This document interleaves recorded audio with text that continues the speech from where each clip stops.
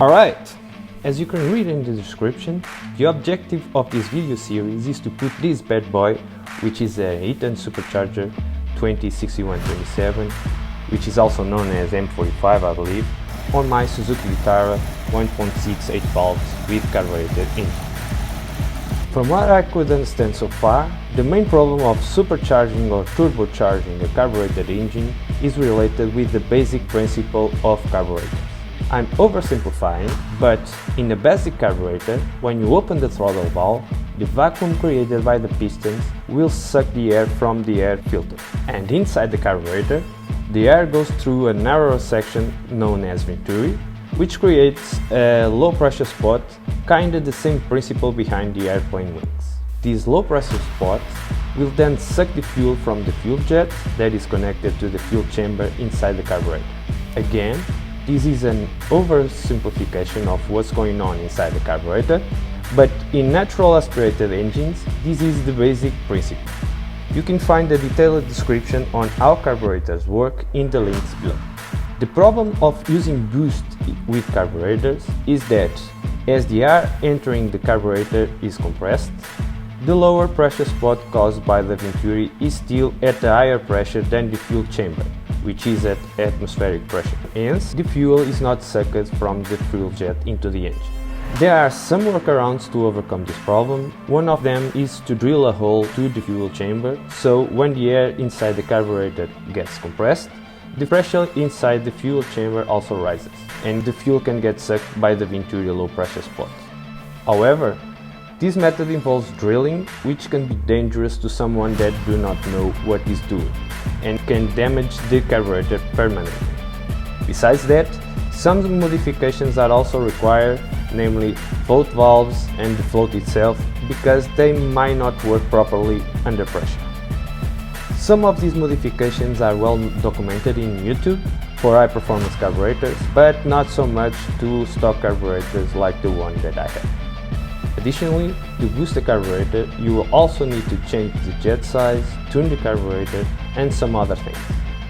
Well, long story short, to properly boost a stock carburetor, you will need to gather a lot of knowledge that might not be easy to a do-it-yourself person. I did my research and concluded that for properly and more or less safely boost my Vitara by myself, I have first to convert it to electronic fuel injection. And the most do-it-yourself and budget option to do that was the Speeduino platform. Speeduino is an open source engine management unit based on Arduino microcontroller.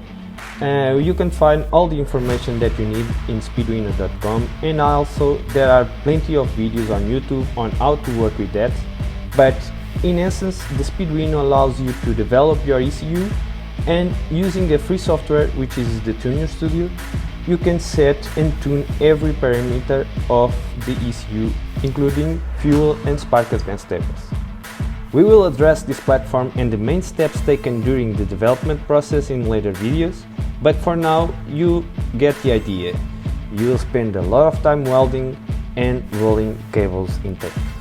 But when concluded, you can use Tuner Studio, that has a free version, to tune your ECU tables and working parameters freely, including the spark ignition advance, air-fuel ratio, and volumetric efficiency tables. As always, you should do the first things first. So, if you want to build boost in an engine that was not designed for that, at least you should do an engine health check. Boosting an engine without the proper knowledge that I don't have is already dangerous enough in a good and healthy engine, and becomes worse in a bad engine. So the step 0 on this process was to do a compression test. I borrowed a very old compression tester that has a needle which travels to the right as the compression builds inside the cylinder under measure. I measured the 4 cylinders and I found that the compression on my cylinders was not even. But worse than that, the car manual states that the compression should be around 14 kg per square centimeter, so all my cylinders were far from the specs, which means that the cylinder head must be removed and the valves should be lapped to enhance the valve sealing. During this process, I also ended up replacing the head gasket You can find the full video on this process in this link.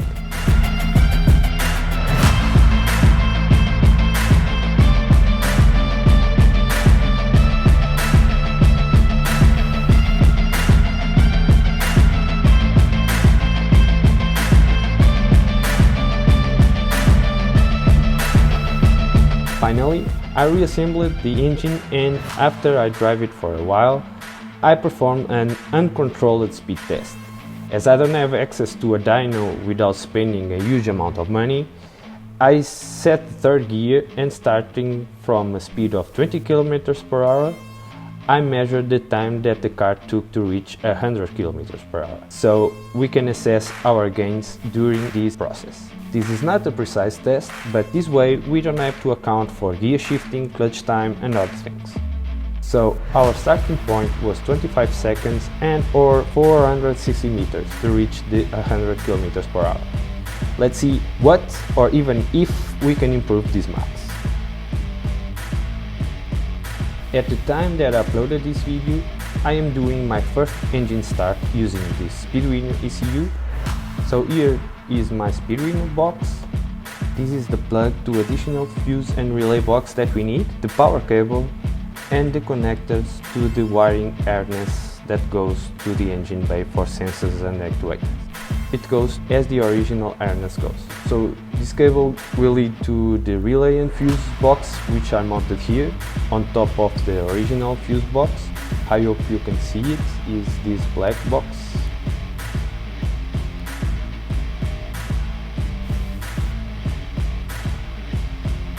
Here I connected a switch so I can crank the motor from the engine bay, and let's go! Ignition on.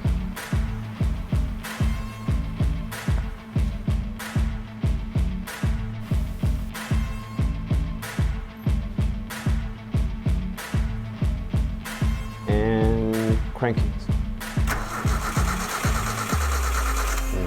That didn't work. And give a little gas while I'm cranking. And it worked.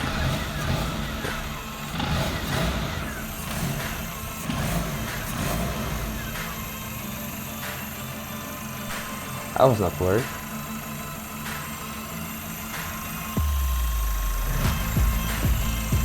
Here we have a wasted spark type ignition coil pack that ignites the coil, the AFR sensor. This is my snorkel tube. I will have to find out how to mount it later. Maybe I'll put a box here, I don't know.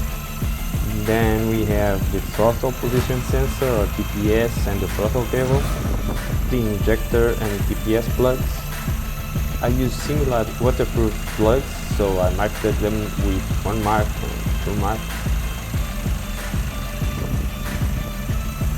Here the coolant and air intake temperature sensors.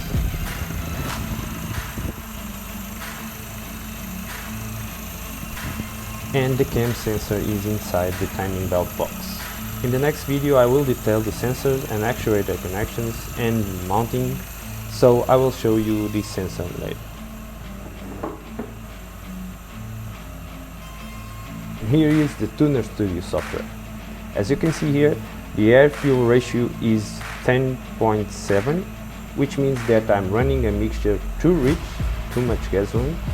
It should be 14.7, and I hope that I can tune it later properly. Well, that's it for now. Stay tuned for the next video of this project. Thanks for watching. Please feel free to leave your comments and subscribe for upcoming videos.